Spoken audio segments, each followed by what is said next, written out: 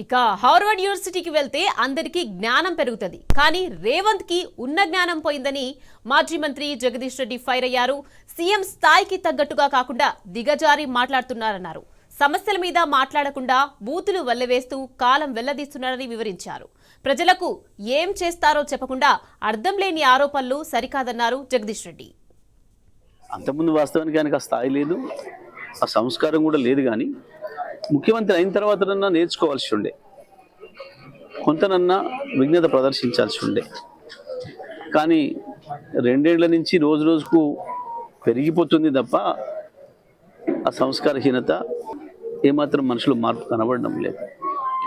నిజంగా 5 రోజుల్లో నేను హార్వర్డ్ పోయించిన అన్నాడు. సరే, ఇప్పుడైనా బుద్ధి వస్తుందేమో, అక్కడ దేశాలలో కూడా కనబడతారు కదా అనుకున్నాం. కానీ అక్కడికి పోయి మరి ఏ భాషలో నేర్చుకొని వచ్చాడో కానీ ఇంకా అంతకంటే అధ్వానమైన హీనమైన భాషలో నేను మాట్లాడాను.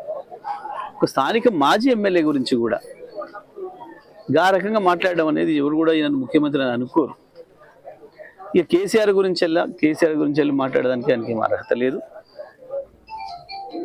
లేని అంశాలను చర్చకు అసలు సమస్యల్ని పక్కదారి పట్టించడానికి చేసే ప్రయత్నం ఇది.